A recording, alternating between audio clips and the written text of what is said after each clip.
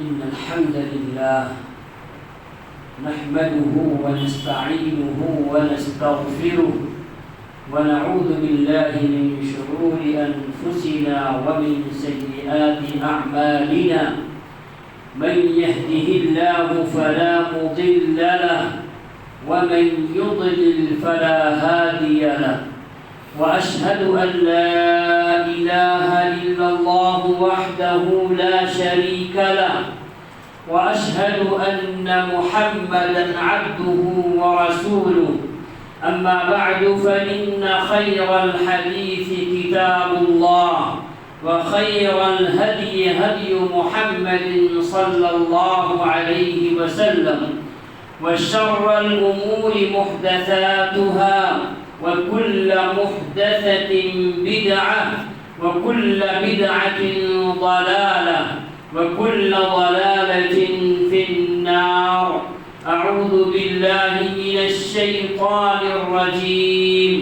بسم الله الرحمن الرحيم. يا أيها الذين آمنوا اتقوا الله حق تقاته ولا تموتن إلا وأنتم مسلمون. يا أيها الناس اتقوا ربكم الذي خلقكم من نفس واحدة وخلق منها زوجها وبث منهما رجالا كثيرا ونساء واتقوا الله الذي تساءلون به والأرحام إن الله كان عليكم رقيبا. يا أيها الذين آمنوا اتقوا الله وقولوا قولا سديدا يصلح لكم أعمالكم ويغفر لكم ذنوبكم ومن يطع الله ورسوله فقد فاز فوزا عظيما. وقال تعالى في موضع آخر وإنه لتنزيل رب العالمين نزل به الروح الأمين على قلبك لتكون من المنذرين بلسان عربي مبين. وقال النبي صلى الله عليه وسلم إن لله أهلين من الناس. قالوا يا رسول الله؟ قال هم أهل القرآن أهل الله وخاصته.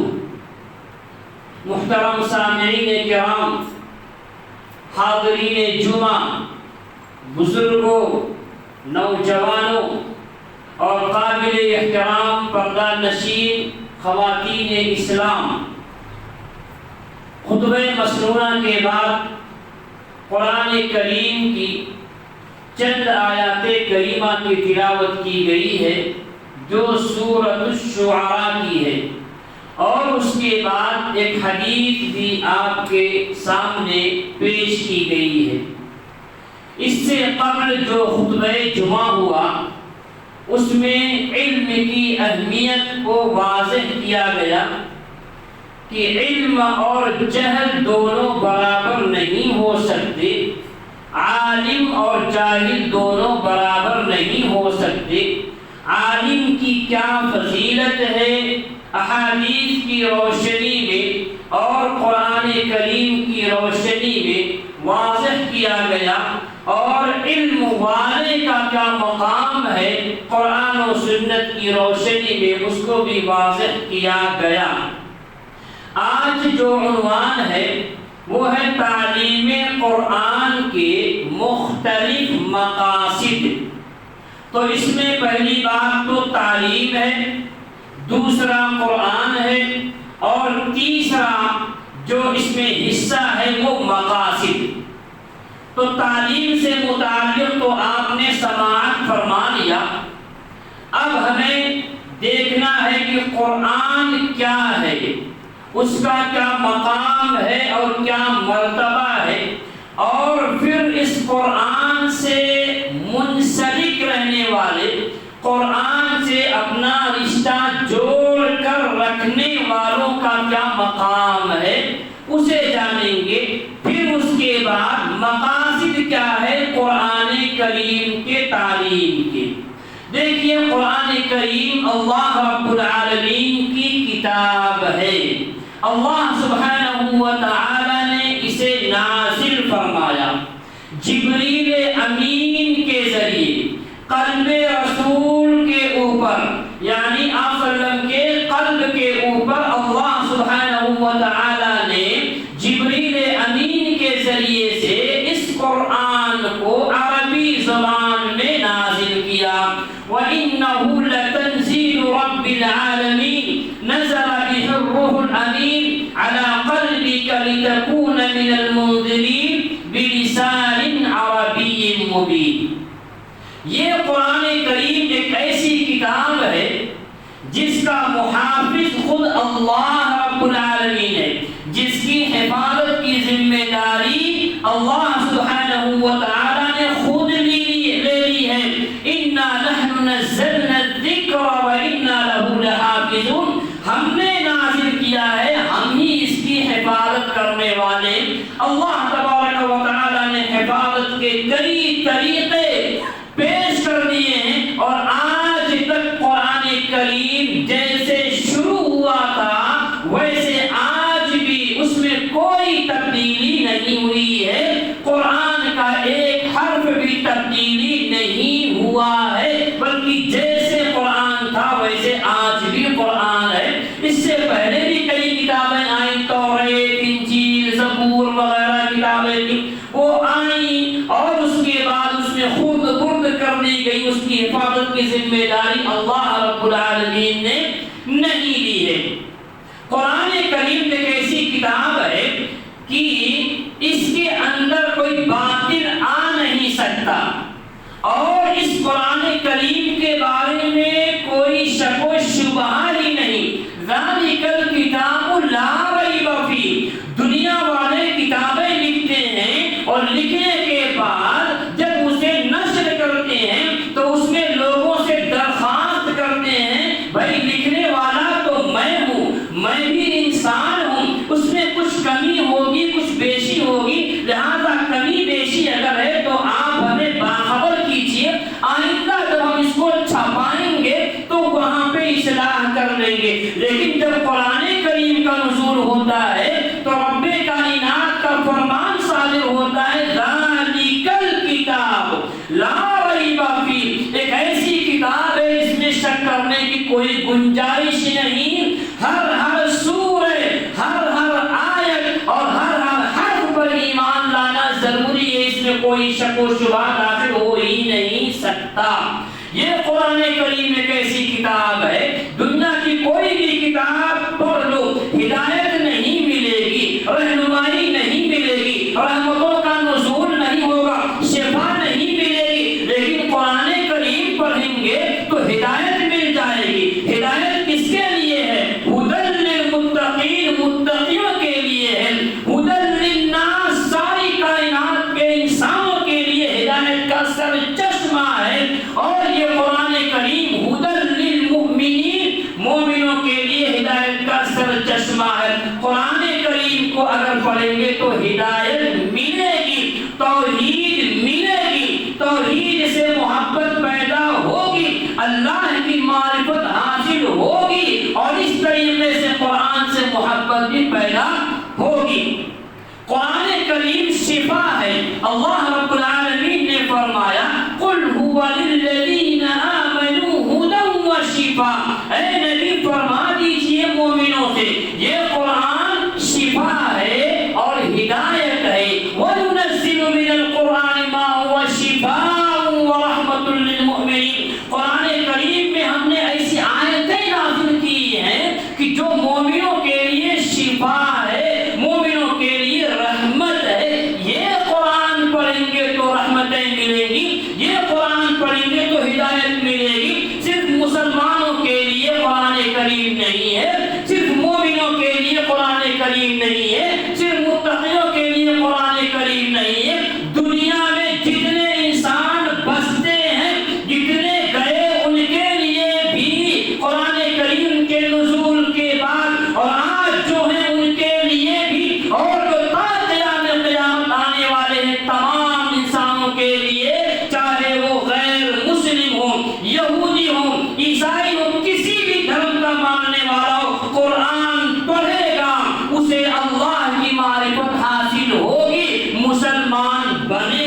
ہدایت اسے مل جائے گی۔ قرآن کریم ایک ایسی کتاب ہے جس کو پڑھنے سے گھر میں اگر شیطان کا بسیرا ہے تو اس کا بسیرا بھی ختم ہو جاتا ہے۔ ایک حدیث کے اندر ہے، نبی مکرم نے ارشاد فرمایا کہ تم لوگ اپنے گھروں کو قبرستان مت بناؤ، لا تجعلوا بیوتکم مقابر، تم لوگ اپنے گھروں کو قبرستان مت بناؤ، فإن الشیطان یدفع من البیت الذی تقرأ فیہ سورۃ البقرہ، شیطان اس گھر سے اپنا بسیرا اٹھا لیتا ہے، اپنا بستر بوریا وہ اٹھا لیتا ہے جس گھر کے اندر سورہ بقرہ کی تلاوت کی جاتی ہے۔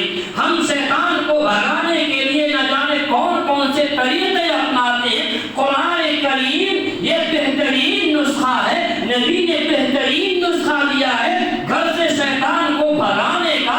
کیا کرنا ہے؟ سورہ بقرہ کی تلاوت کرنا ہے، شیطان گھر سے نکل جائے گا۔ تو قرآن کریم کی یہ سورہ شیطان کو بھگانے والی سورہ ہے۔ اسی طریقے سے یہ قرآن کریم ایک ایسی کتاب ہے، دنیا کی کتابیں پڑھتے جائیں گے، انگریزی ہے، تیلگو ہے، ملیالم ہے، کنڑ، ساری زبانیں پڑھ لیں گے، آپ کو ثواب نہیں ملے گا۔ ہاں یہ اور بات ہے کہ آپ ترجمہ کسی لینگویج میں پڑھیں گے ہدایت حاصل کرنے کے لیے تو ثواب اس کا ملے کہ آپ علم حاصل کر رہے ہو، لیکن لینگویج اگر آپ پڑھ رہے ہو، کسی بھی زبان کو پڑھ رہے ہو تو ثواب نہیں ملتا۔ قرآن کریم ایک ایسی کتاب ہے کہ اس کے ایک ایک حرف پر ثواب ملتا ہے۔ من قرأ حرفا من کتاب اللہ فلہ بہ حسنہ، کہ جس شخص نے کتاب اللہ کا ایک حرف پڑھا اسے ایک نیکی ملے گی، اور ایک نیکی 10 نیکیوں کے برابر جائے گی۔ لا اقول الف لام میم حرف، میں نہیں کہتا ہوں کہ الف لام میم ایک حرف ہے، ولکن الف حرف ولام حرف ومیم حرف، لیکن الف ایک حرف ہے، لام ایک حرف ہے اور میم ایک حرف ہے۔ مطلب یہ ہے کہ آپ الف لام میم پڑھیں گے تو آپ کو 30 نیکی مل جائے گی، کوئی اور زبان پڑھیں گے تو آپ کو یہ ثواب نہیں ملے گا۔ تو یہ قرآن کریم کے فضائل۔ اور بھی اگر دیکھیں قرآن کریم کے بارے میں، قرآن کریم کو اللہ نے کئی ناموں سے یاد کیا، الکتاب المبین کہا، الکتاب الحکیم کہا، اور کہیں اللہ رب العالمین نے القرآن العظیم کہا، القرآن الکریم کہا، کہیں کہیں اللہ تعالیٰ نے قرآن کریم کی قسم کھائی، قاف والقرآن المجید، صاد والقرآن الذکر۔ اس طرح اللہ تعالیٰ نے کئی طرح سے انہ لقرآن کریم، قرآن کریم کے اللہ تعالیٰ نے قرآن کریم میں قسم کھائی ہے اس کی عظمت کو، اس کے مقام کو بلند کرنے کے لیے۔ میرے بھائیوں، قرآن کریم اتنی اہم کتاب ہے کہ جس کو ہم نے طاقوں پر سجا کے رکھا، احترام کے ساتھ رکھا ہوا ہے، اور اسے کور کے اندر کور کر کے رکھا ہوا ہے۔ کتنا مقام ہم دینے والے ہیں، یاد رکھو یہ مقام دینا نہیں ہوتا۔ مقام دینا کیا ہے؟ آیا ہے قرآن کس لیے؟ اسے پڑھنے کے لیے، سمجھنے کے لیے، عمل کرنے کے لیے۔ ابھی میں اس پر آؤں گا۔ قرآن کریم ہم پڑھیں گے تو اور کیا فائدہ ملے گا؟ کیا فائدہ ملے گا؟ اقرأوا القرآن فإنه يأتي يوم القيامة شفيعا لأصحابه۔ ہم نے فلاں پیر کو سفارشی بنا لیا، فلاں بزرگ کو بنا لیا، ان کا دامن تھام لو، سفارش کریں گے، جنت میں داخلہ کروا دیں گے۔ ارے وہ جھوٹے ہیں، لوگوں نے بنائے ہیں، سفارش کرنے والے نہیں ہیں، انہیں بھی پتا نہیں کہ جنت کے حقدار ہیں کہ جہنم کے حقدار ہیں، لیکن اتنا تو فکس ہے قرآن کریم سفارشی بنے گا۔ قرآن کریم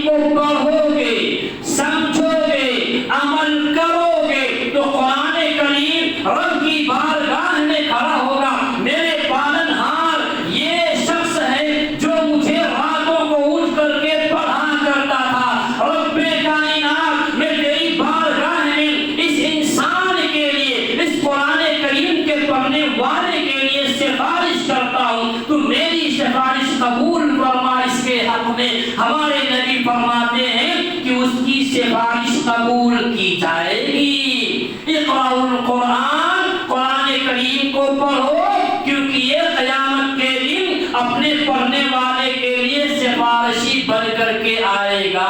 تو قرآن کریم سے رشتہ جوڑیں، یہ ہمارا اصلی سفارشی ہے۔ نبی کے نقش قدم پر چلیں، نبی ہمارے سفارشی بنیں گے۔ انبیاء، صالحین، صدیقین کے طریقے پر چلیں، وہ لوگ سفارش کریں گے۔ جنہیں ہم نے بنا کے رکھا ہے، قبروں میں مدفون ہیں، انہیں خود پتہ نہیں کہ جنت کے حقدار یا جہنم کے حقدار ہوں گے۔ اسی طریقے سے قرآن کریم کا مقام اگر آپ کو دیکھنا ہے میرے بھائیوں، حضرت نافع بن حارث کہتے ہیں کہ میری ملاقات ایک مقام عصفان ہے، وہاں ملاقات ہوتی ہے عمر بن خطاب رضی اللہ عنہ سے، اور ملاقات جب ہوتی ہے تو پوچھتے ہیں آپ نے کس کو ذمہ دار بنا کر کے یہاں پہ آئے ہو؟ تو انہوں نے کہا ابن ابزا کو۔ ابن ابزا کون ہے؟ انہوں نے کہا کہ ہمارا آزاد کردہ غلام، ہمارا آزاد کردہ غلام ہے۔ آزاد کردہ غلام کو آپ نے وہاں کا مکہ کا ذمہ دار بنا دیا ہے؟ تو انہوں نے کہا تمہیں پتہ بھی ہے یہ آزاد کردہ غلام تو ہے، لیکن اس کے پاس ایک اور چیز ہے، انہو قارئ لکتاب اللہ وعالم بالفرائض۔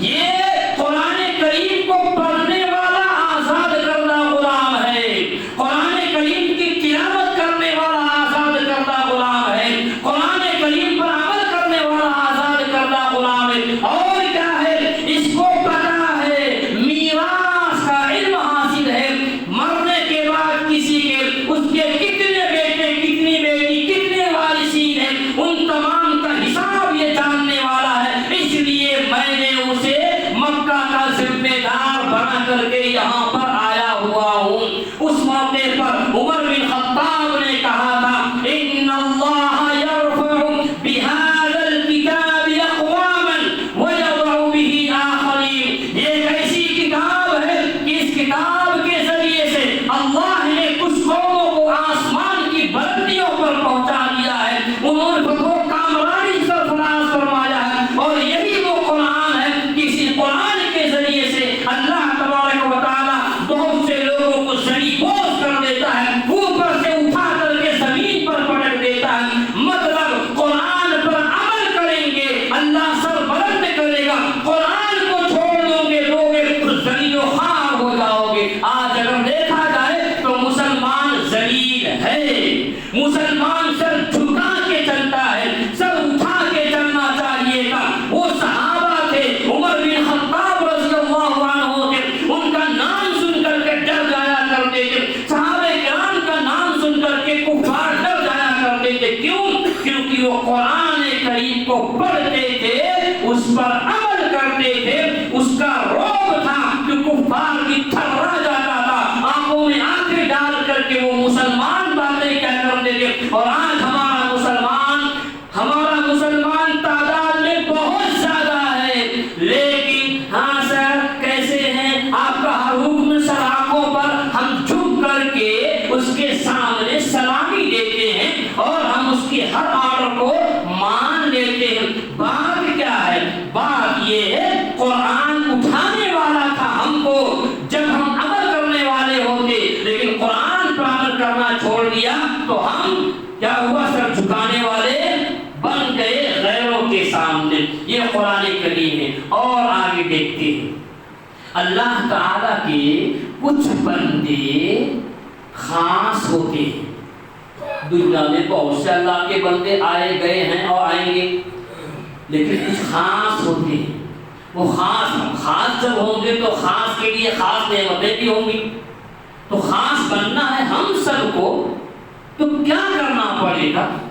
ہمارے نبی نے فرمایا ان للہ اہلین من الناس، بے شک لوگوں میں سے کچھ لوگ اللہ کے خاص ہیں، اللہ کے خاص ہیں۔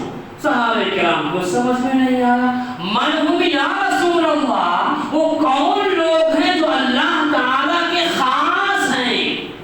تو ہمارے نبی نے فرمایا ہم اہل القرآن اہل اللہ و خاصتہم، وہ اللہ و قرآن والے ہیں، قرآن کو پڑھنے والے عمل کرنے والے لوگ ہیں، یہ اللہ تعالیٰ کے اہل ہیں، اللہ تعالیٰ کے خاص لوگ ہیں، اللہ تعالیٰ کے خاص لوگ ہیں۔ مطلب جو قرآن پڑھتا ہے، سیکھتا ہے، عمل کرتا ہے تو اللہ تعالیٰ کا خاص بندہ بن جاتا ہے۔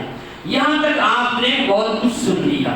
اب سوال یہ ہے کہ قرآن کریم کو اگر ہم سیکھیں تو اس کے کیا مقاصد ہوں گے؟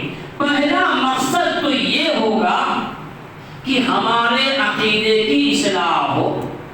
عقیدہ سب سے اہم ہوتا ہے۔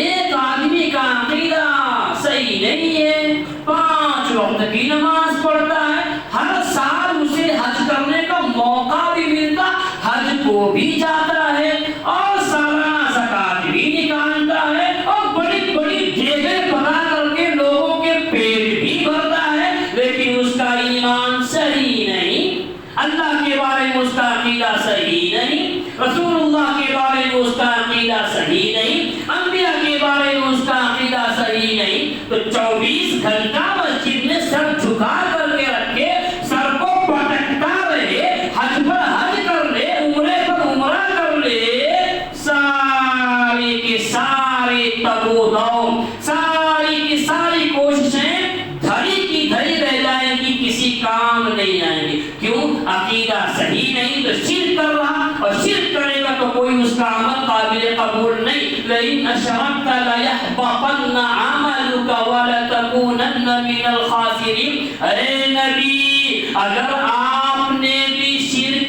کیا تو آپ کے عمل برباد ہو جائیں گے، آپ نقصان اٹھانے والوں میں سے ہو جائیں گے۔ نبی تو آتا ہے توحید کا پرچار کرنے کے لیے، لیکن نبی کو کہا جا رہا اگر آپ نے شرک کیا، نبی شرک نہیں کریں گے، نبی کو خطاب کر کے ہم نبی کی امتیوں کو متنبہ کیا جا رہا ہے کہ اے لوگوں جو شرک کے دلدل میں پھنسا ہوگا، نمازیں کتنی بھی پڑھ لے، کوئی حیثیت میرے پاس نہیں ہے، اللہ تبارک و تعالیٰ وہ ساری نمازیں اس کے سر پر مار دے گا، اس کی حیثیت نہیں ہوگی۔ تو پہلا کام کیا ہے؟ عقیدہ صحیح ہونا چاہیے۔ اب میں آپ کو بتاتا ہوں کتنے قاری قرآن ہے، ماشاءاللہ انداز کتنا پیارا ہوتا ہے، اتنی سریلی انداز میں قرآن کریم کی تلاوت کرتے ہیں، اتنا بہترین انداز میں تلاوت کرتے ہیں، دل کہتا ہے ان کے پاس جاؤں اور ان کے ماتھے کو چوم لوں، اتنا اچھا پڑھتے ہیں، لیکن عمل میں زیرو ہے، عقیدہ شرکیہ بھرا ہوا ہے، اور وہی شخص امامت کے لیے یہاں پہ کھڑا ہوتا ہے الحمدللہ رب العالمین الرحمن الرحیم مالک یوم الدین ایاک نعبد و ایاک نستعین پڑھتا ہے، کہاں پہ ہے؟ مصلی پر ہے، کس سے مخاطب ہو رہا؟ رب سے مخاطب ہو رہا، تعریف کس کی کر رہا ہے؟ اللہ کی کر رہا، وعدہ کس سے کر رہا ہے؟ اللہ سے کر رہا، کیا کر رہا ہے؟ اللہ تو رب العالمین ہے، تیری تمام قسم کی تعریفات ہے، تو رحمان ہے، تو رحیم ہے، قیامت کے دن کا مالک ہے اللہ۔ ایاک نعبد و ایاک نستعین، اللہ ہم تیری ہی عبادت کرتے، تیری بھی نہیں، تیری ہی عبادت کرتے، یہ پیشانی جھکتی ہے تو تیرے سامنے جھکتی ہے، رکوع میرا تیرے لیے، سجدہ میرا تیرے لیے، قیام میرا تیرے لیے، نذر و نیاز میرا تیرے لیے، ذبیحہ تیرے لیے، ساری عبادتیں تیرے لیے، اللہ ہم تیری ہی عبادت کرتے ہیں۔ وَإِيَّاكَ نَسْتَعِينُ، اللہ ضرورت مند ہوتے ہیں، ہم محتاج ہوتے ہیں، ہم کسی کے سامنے ہاتھ نہیں پھیلاتے، کسی ولی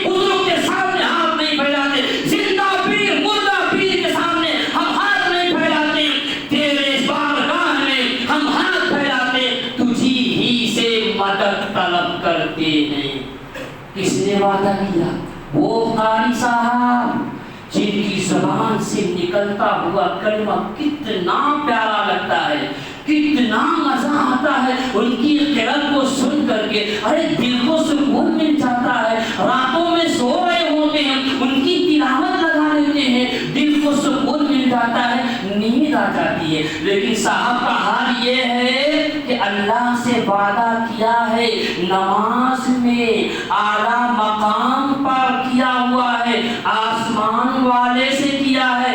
यही कारी साहब जब ऐसे मस्जिद के बाहर निकलते हैं, कहीं हरी मिल गई खबर, कहीं मिल गई हरी सी झंडी और कहीं पर मिल गई दरगाह, तो जनाब वाला वो कारी साहब का करते थोड़ा यहाँ पर भी पेशानी टेक दिया जाए। गौर करो, वादा किससे किए हो? इंसान से करो तो पूरा करना भी जरूरी है। औफू बिल-उक़ूद, आपस में अहद व मुआहदे को पूरा करो, हुक्म है। यहाँ अल्लाह से वादा करवा, अल्लाह तेरे सिवा किसी के सामने पेशानी झुकती ही नहीं है, अल्लाह किसी के सामने हम मांगते ही नहीं है, तुझी ही से मांगते हैं। और जब यहाँ से निकला उधर गया तो वहाँ भी अपना पेशानी टिका दिया। वहाँ भी जरा हमारे फरा साहब दे दीजिए, बहुत बीमार है, परेशान है, नवाज दीजिए। अल्लाह से वादा करके वहाँ जाके मुँह कर गया, अल्लाह छोड़ेगा? अल्लाह से वादा करके खिलाफ वर्जी कर रहे हो तो अल्लाह ताला बख्शेगा?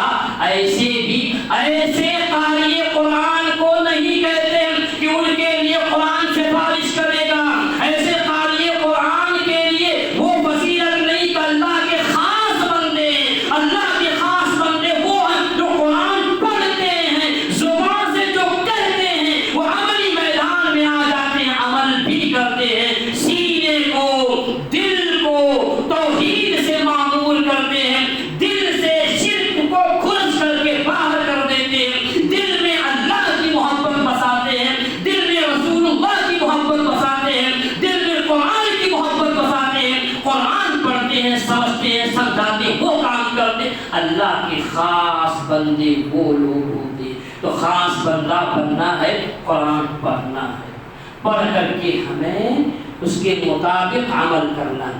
कुरान करीम आया किस लिए है? किस लिए आया हुआ है?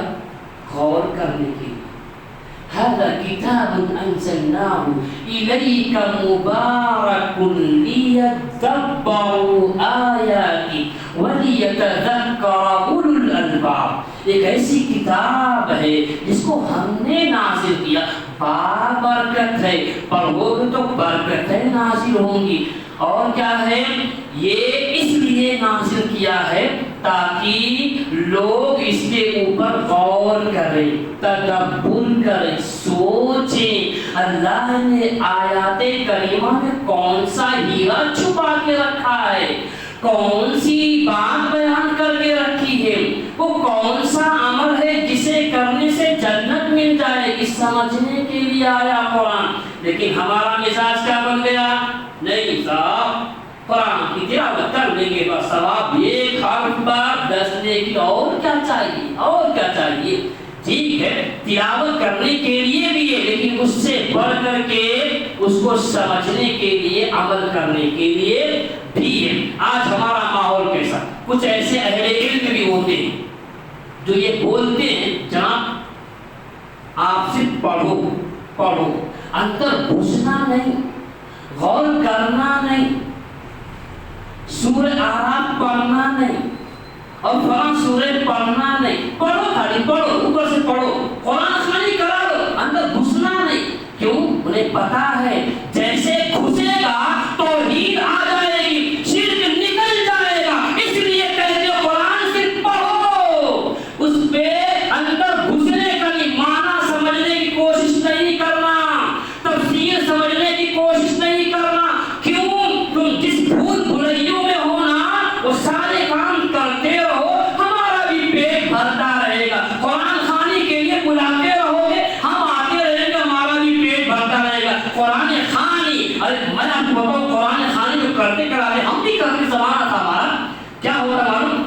हम भी जब पढ़ते थे, टाइम ज्यादा हो रहा, जब पढ़ते थे तो क्या हाल था?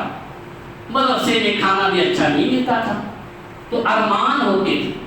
ایک بچہ کو جہاں تک کہتا یار کوئی مرتا نہیں، یار کوئی مرتا نہیں. کیوں بھائی؟ جب کوئی مرے گا تب دعوت ملے گی، قرآن خوانی کرائیں گے.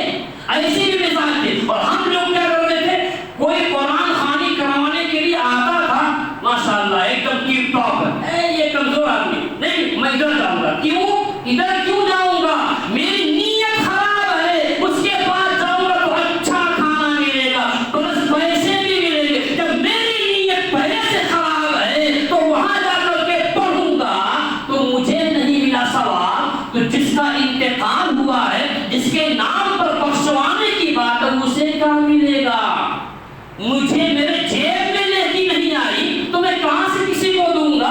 میری نیت ہی خراب ہے، میری نیت ہی کھانے کی ہے، میری نیت ہی پیسے لینے کی ہے، میری نیت ہی ہے کہ میں پڑھوں گا نہیں، گھوٹالے کروں گا. کتنے بچے ایسے ہوتے ہیں، ان کو پڑھا دیتے، آپ نے پڑھا، آپ نے پڑھا، کیا ہوگا؟ جس دینے کے بعد ہاں کتنا پڑھے بھائی؟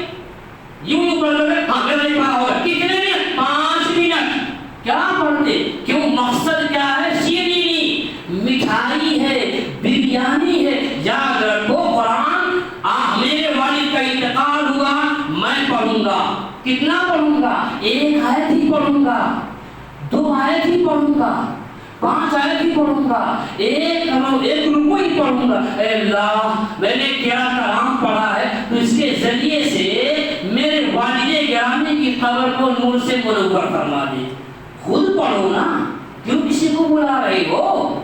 اس کے پاس ہے ہی نہیں نیکی، کہاں سے لے گا نیکی؟ میرا باپ ہے، میرا دادا ہے، میرا دادا کا انتقال ہوا ہے، میں ان کا قریبی ہوں، میں ان کا پوترا ہوں، میں ان کا بیٹا ہوں. میں دعا کروں گا تو دل سے مجھے نیکی ملی ہے، اور اس نیکی کو میں وسیلہ بنا کر کے اپنے دادا کے لیے دعا کروں گا. اللہ ضرور قبول فرمائے گا. لیکن دوسروں کو بلا کر کے ان کو پڑھوائیں گے، ان کے پاس نیکی آئی ہی نہیں ہے تو پھر کہاں سے ان کو پہنچے گا؟ اس لیے جو صحیح ہے وہ کرو، جو صحیح نہیں ہے وہ مت کرو. قرآن پڑھو، قرآن آیا ہے پڑھنے کے لیے، غور کرنے کے لیے، سمجھنے کے لیے. میرے بھائیوں اور بھی بہت سی باتیں اس سے متعلق ہے، لیکن وقت ناکافی ہو رہا ہے. اتنی اسی باتیں بہت کافی ہو گئی ہیں. اور یاد رکھیے قرآن کو ہمیں سمجھنا ہے تو ہمارے ابا دادا کی فکر نہیں چلے گی، ہمارے پردادا کی فکر نہیں چلے گی. کس کی چلے گی؟ قرآن کی تفسیر قرآن سے کرنا ہے، قرآن کی تفسیر سنت رسول سے کرنا ہے. قرآن کی تفسیر سمجھ میں نہیں آ رہی ہے، صحابہ نے کیا سمجھا ہے، صحابہ کرام کی سمجھ کے مطابق ہم تفسیر کریں گے تب کامیاب ہوں گے. آج جو گمراہ ہو رہے ہیں نا، یہ آج کے دور کے جدی پدی علماء جو ہوتے ہیں نا، جن کو دنیا کی فکر ہوتی ہے، یہ لوگ لوگوں کو گمراہ کرنے کی الٹی پلٹی تفسیریں کرتے. صحابہ جو نہیں سمجھے وہ یہ صاحب سمجھ رہے ہیں. صحابہ کی سمجھ فیل ہو گئی، آج کے زمانے کے علماء کی سمجھ بڑی ہائی ہو گئی. ربیع الاول کی جو دلیلیں دی جاتی ہیں وہ کیا ہے؟ یہ پھرانے کی بات ہے لوگوں کے لیے. جو بدعت و خرافات کی دلیلیں ہوتی ہیں وہ لوگوں کو پھرانے کے لیے. ہماری عوام کی بھولی بھالی شارٹ کٹ راستہ ہونا جنت میں جانے کے لیے.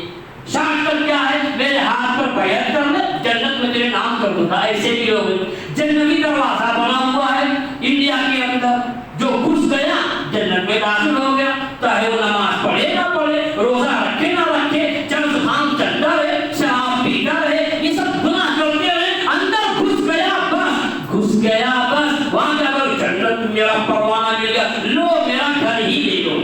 کروڑ پتی 1 کروڑ روپیہ دے دیتا کہ جنت ملے. اتنا آسان جنت پانا نہیں ہے. بڑی پاپڑ بیلنے پڑتے ہیں، محنت کرنی پڑتی ہے، 5 ٹائم نماز پڑھنا پڑتا ہے، رمضان کا مہینہ آیا روزہ رکھنا پڑتا ہے، آپ کے اوپر حج فرض ہوا حج کو بھی جانا پڑتا ہے، سال میں زکات اگر فرض ہے تو اس کو زکات بھی دینا پڑتا ہے، رشتے داروں کے حقوق کو ادا کرنا پڑتا ہے، بہت کچھ کام کرنے پڑتے ہیں، تب جا کر کے جنت ملے گی. اس لیے ہم تمام کو چاہیے قرآن کریم کی اہمیت کو سمجھیں، قرآن کریم کے مقام کو سمجھیں. قرآن کریم سے منسلک ہونے سے، متعلق ہونے سے ہم کو کتنا ثواب، کتنا فائدہ ملنے والا، ہم اللہ کے کیا بننے والے ہیں، اس پر غور کریں گے تو ہم خود بھی پڑھیں گے، ہماری جو اولاد ہے ان کو بھی ہم قرآن کریم کی تعلیم دلائیں گے، حافظ قرآن بنائیں گے.